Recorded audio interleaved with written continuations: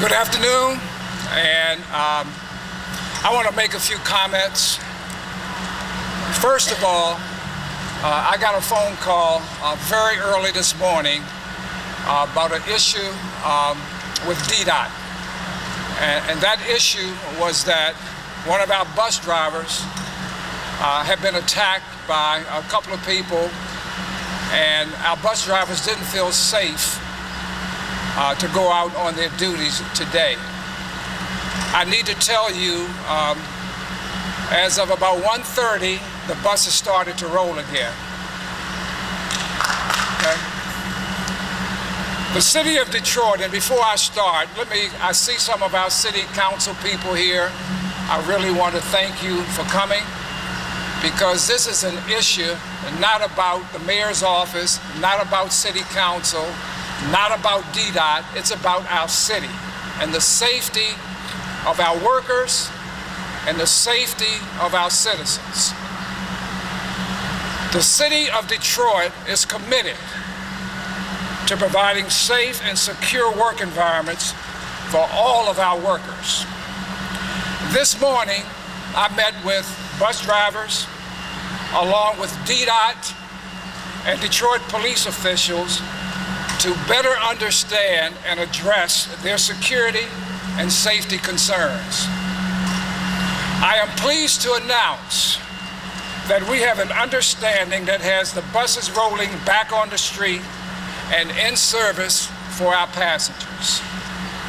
The city is committed to providing security for both bus drivers and passengers alike, and we will not tolerate behavior on Ddot buses, period. We all have to show respect for each other. And in that spirit today, and in a show of unity, we have agreed to the following. There will be zero tolerance for unacceptable behavior toward bus drivers. Zero tolerance for negative behavior towards our bus drivers.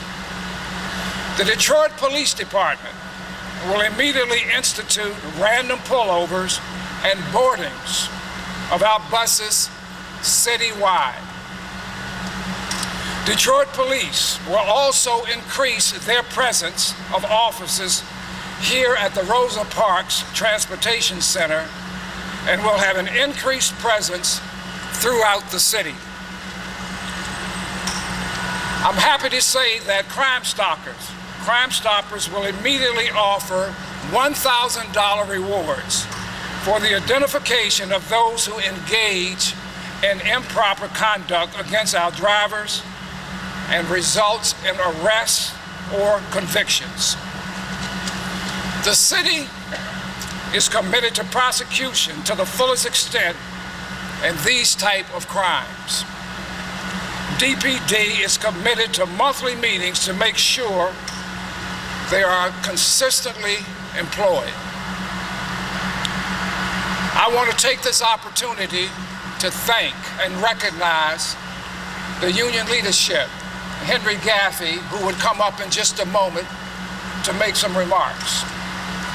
I also would like to thank A.C. Logan from our Detroit Police Department, who will also make remarks. I want to recognize and thank from the Police Department, D.C. Tolbert and Inspector Wilson.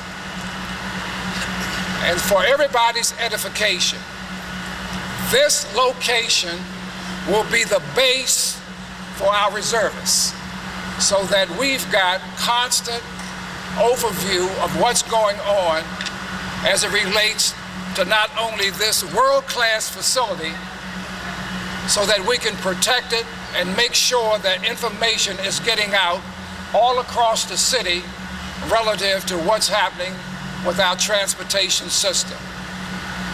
So at this point in time, I once again want to say that we are working together from a city leadership standpoint, from our workers, from our unions, from our police department.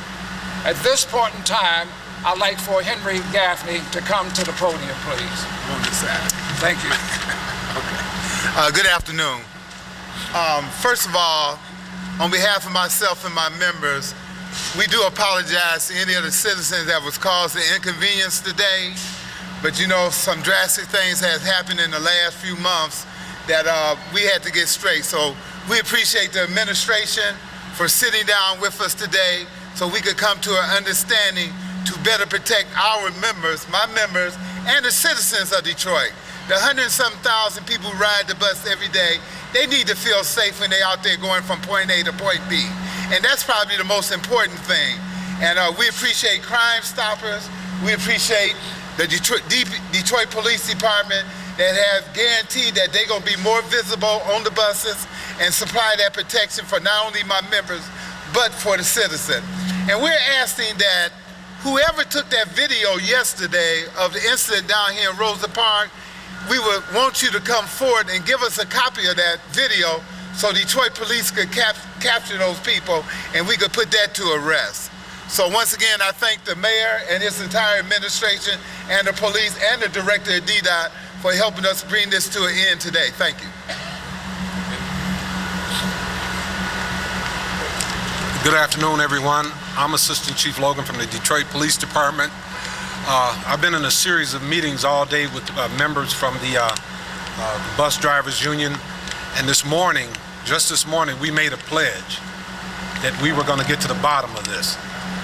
We pledged that we'd have more police officers visible, and if you look out in front of you, you'll see that we're going to keep our promise. We've also made a promise that we're going to meet on a monthly basis to ensure that any security concerns are in fact addressed. The mayor's provided us, being the police department, our marching orders, and rest assured those orders will be carried out. Not only for the safety of our bus drivers, but for the safety of our citizens and the riders on those buses. Thank you. At this point, I just want to re-emphasize zero tolerance. Zero tolerance.